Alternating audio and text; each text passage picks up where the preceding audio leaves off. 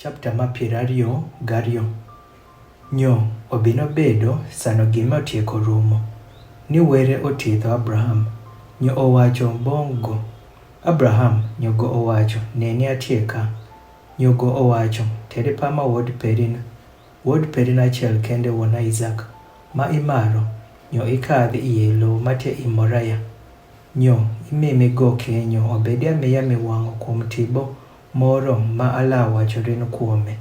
Nyo Abraham oayo malo piyo dikini.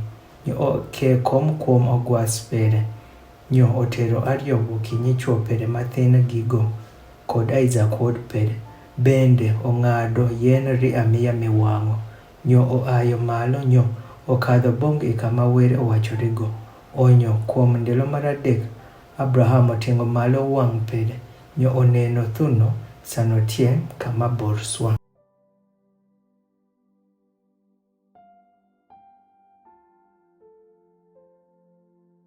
Nyo Abraham owacho bong nyichuo pere mathin. Dong' wen ka gi ogwas. Nyo an kod thuon wang'at wala kadho kocha. Nyo wanyore. Nyo sano watieko wala duoko bong wen. Nyo Abraham otero yien pa amiya miwang'o.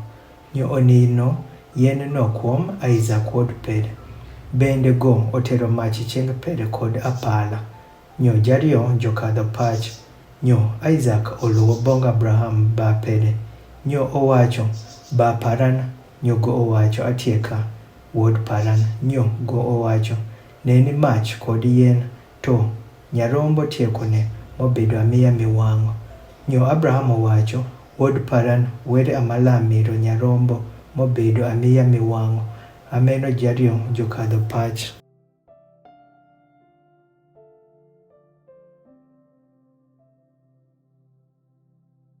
Nyo jobino bongi kama were id owacho rigo kuome.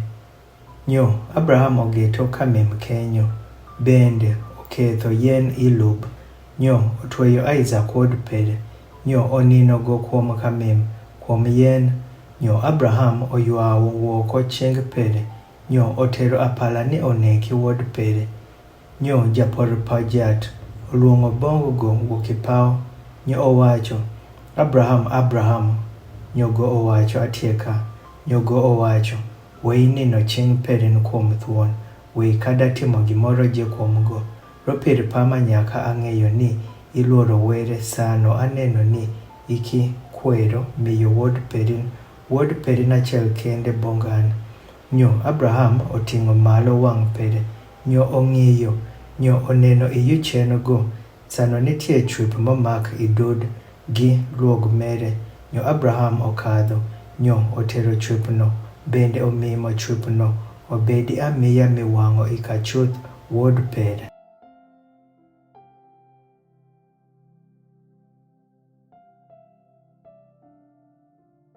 Nyo Abraham oluongo nyinge pathuno Jehova Jaira. Paka iwacho ameno tondo indelo me itib pajat ila neno gino. Nyo japor pajat oluongo Abraham wukipao samarariyo. Nyo owacho I an won ama nyaka aswacho. Apaka jat owacho ropir itimo gime. Bende ikiweyo miyo an wuod perin. Wuod perin achiel kende. Nyo isilwany ama ala miyo in silwany. Bende iuno ama ala uno disperin paka zite matie ipao kod paka kuoyo matie kuom pier pa opi. Bende disperin la lino thib pajoresh pere. Bende wuki disperin ama nathe je matie ipaj jolali mosilwany ropir itieko yelo duond paran.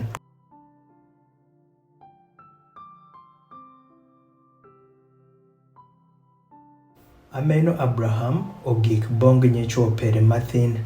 Nyo joayo malo bende jokadho pach bong I Biasheba. Nyo Abraham obedo I Biasheba. Nyo obino bedo sano gime otieko rumo. Ni owachri Abraham sano iwacho neni Milka go bende onyolo nyithindo riyo min pere Nahor. Huz janyuap pere kod Bozo min pere kod Kemuel bapa Aram kod Chased kod Hazo kod Pildash kod Jidlaf kod Bethuel. Nyo Bethuel amonyuolo Rebeka. Nyithindo aboro me ama Milka onyuolore Nahor omin pa Abraham. Nyo bwong pere ma nyinge pere obedo Reuma go bende amonyuolo Teba kod Gaham kod Tahash kod Macha.